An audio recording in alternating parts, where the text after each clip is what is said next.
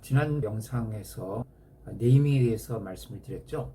그래서 상표 등록이 될 수 없는 그런 표장들에 대해서 설명을 드렸고, 상표가 되기 위해서는 식별력과 독점 적응성이 있어야 된다.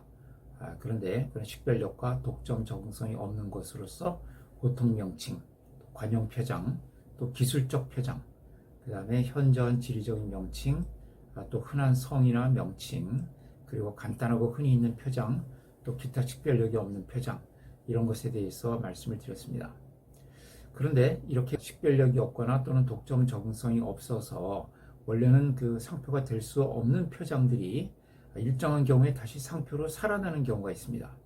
그것이 사용에 의한 식별력 취득이라는 그런 규정인데요. 그 식별력이 없거나 독점 적응성이 없는 어떤 표장들이 거래계에서 계속적, 독점적, 반복적으로 사용되다 보면은 그 원래 가지고 있던 보통 명칭이나 관용 명칭 또는 기술적인 명칭을 떠나서 어떤 출처를 표시하는 그런 명칭으로 바뀌게 된다는 것이죠.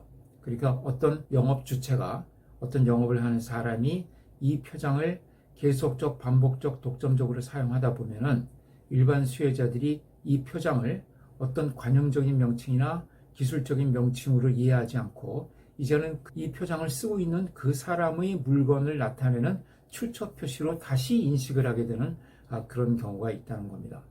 예를 들어서 새우깡을 한번 생각을 해보세요. 새우깡, 원래 이거 상표가 되기가 어려운 겁니다. 자, 새우 성분이 들어간 깡 형태의 과자잖아요. 깡은 지난번에 제가 기술적 명칭이라고 했죠. 그와 같은 종류의 기름에 튀긴 스낵 과자를 지칭하는 일반적인 기술적인 명칭입니다. 새우라는 것도 마찬가지죠. 새우도 이 새우깡이라는 과자 속에 들어가는 성분을 나타내고 있어요. 그러니까 새우깡 하면은 이 새우 성분이 들어간 깡 형태의 과자를 일반적으로 지칭하는 명칭이기 때문에 사실 이것은 상표가 될 수가 없는 것입니다. 기술적인 표장이죠.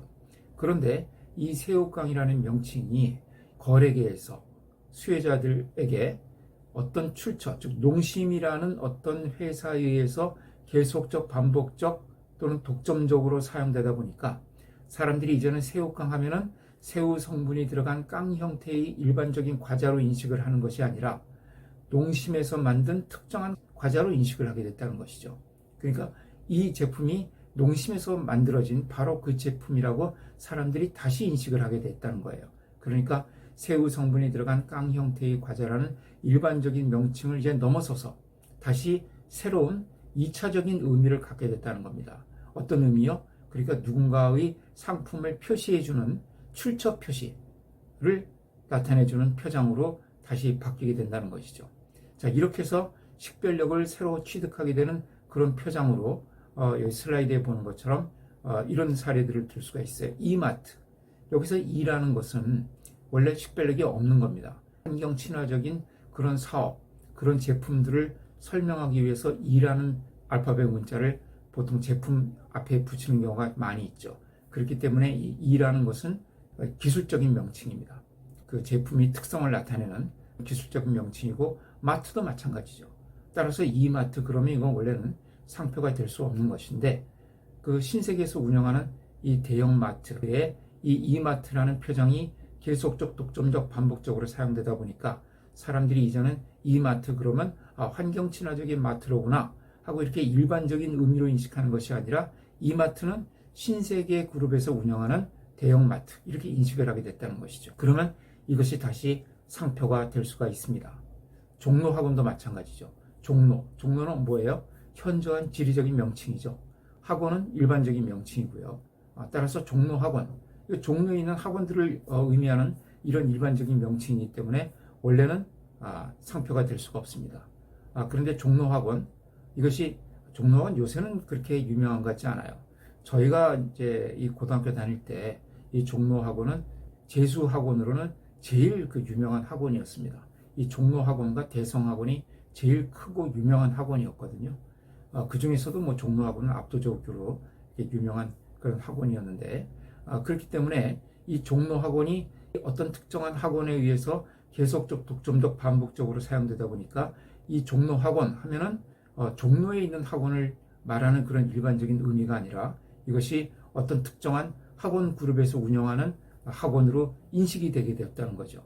그래서 일반인들에게 어떤 출처 표시로서의 새로운 식별력을 취득하게 된 그런 표장이라고 볼 수가 있습니다. 따라서 상표 등록이 가능하고요. 재능교육도 마찬가지입니다. 재능교육도 재능이란 것은 그 어린이들에게 재능을 키워주고 하는 그런 이제 컨텐츠의 성능 이런 것을 나타내주는 일반적인 명칭이죠. 또 교육이란 것도 그 컨텐츠의 성질을 표시해주는 일반적인 명칭이고요. 따라서 재능교육 그러면 원래는 상표가 될 수가 없는 것인데 이것이 이 재능교육 그룹에 의해서 계속적 독점적 반복적으로 사용되다 보니까 재능교육하면 바로 이 재능교육 그 그룹에서 만들어내는 그 어린이용 컨텐츠를 지칭하는 그런 명칭으로 이제 바뀌게 되었다는 거죠. 따라서 이것은 이제 상표로 살아날 수가 있게 된 겁니다. K2라는 상표도 마찬가지입니다. K2 등산가들에게는 하여튼 로망이라고 볼 수 있는 그런 유명한 산 이름이죠. 그래서 이것은 뭐 기술적인 명칭도 될 수 있고 또는 그 현저한 지리적 명칭도 될 수가 있습니다.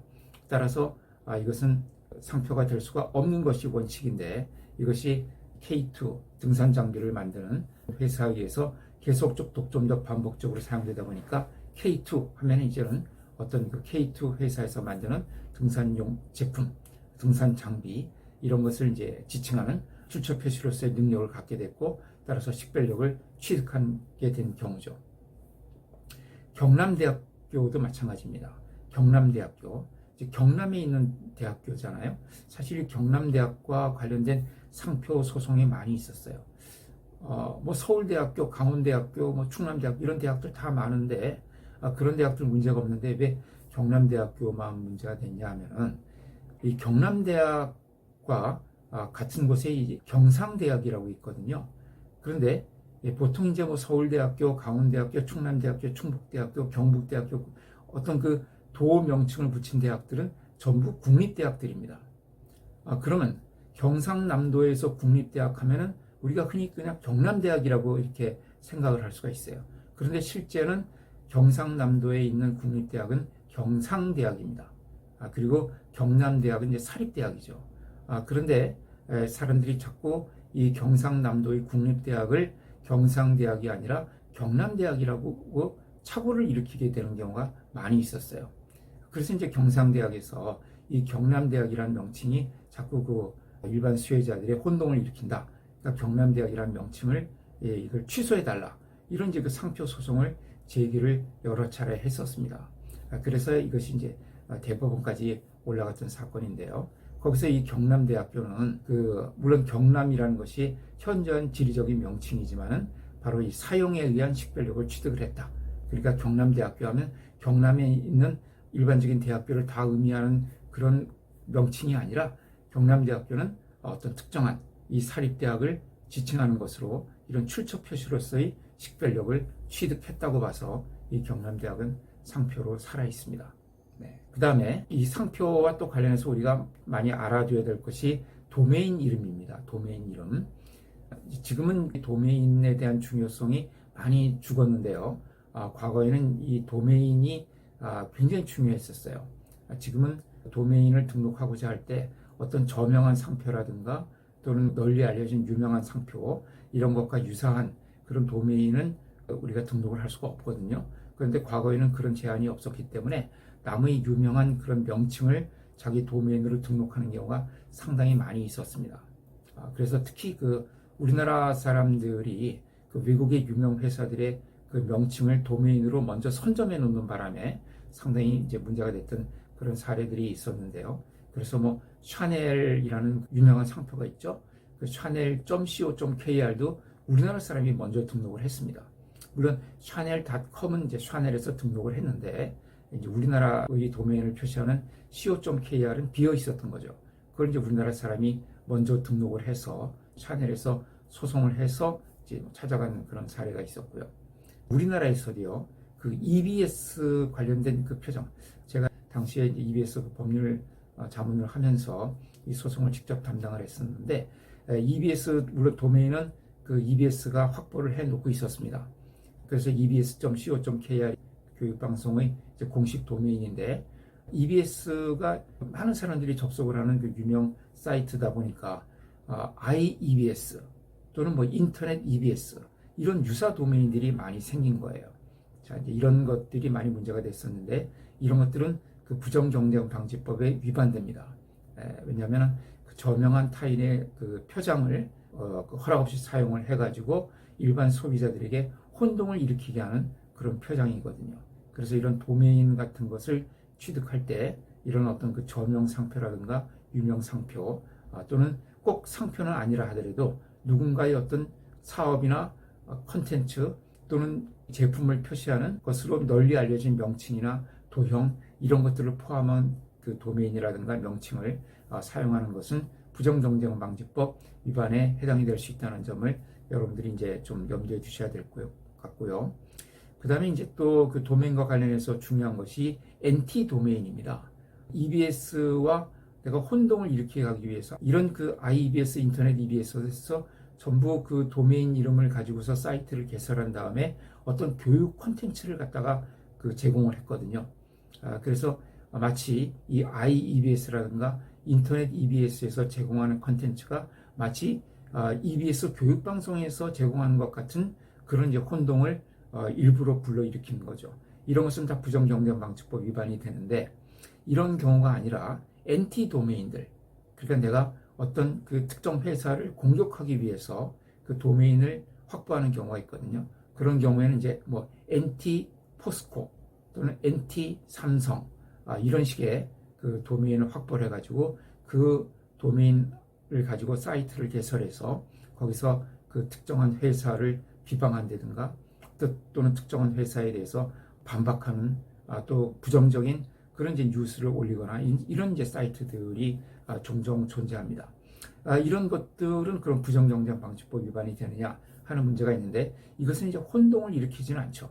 소비자들에게 이 NT 사이트에 들어가 봤을 때 NT 삼성이라고 되어 있는데 이것이 삼성전자에서 또는 삼성그룹에서 운영하는 그런 도메인 사이트다. 이렇게 혼동하지는 않죠.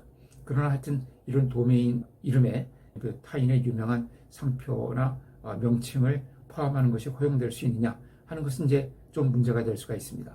그러니까 아까 그런 부정경쟁의 목적으로 이용하는 경우는 부정경쟁방지법 위반이 될 수가 있지만 이런 NT 사이트라든가 이런 것은 이제 또 표현의 자유와도 관련이 되거든요. 그러나 이런 그 NT 사이트들이 명예훼손이라든가 신용훼손을 하게 되면은 이제 그런 것은 또 부정경쟁방지법에서 희석화 방지 조항이라고 해서 저명한 명칭의 식별력을 깎아내리기 위해서 손상시키기 위해서 명칭을 사용하는 것도 또 규제를 하고 있습니다. 그래서 이런 경우에는 혼동은 일어나지 않지만은 어떤 타인의 명칭에 대한 손상을 불러일으키게 하는 그런 명칭이다 해서 또 규제를 받을 수 있다는 점을 여러분들이 알아두시면 또 도움이 될 것 같습니다.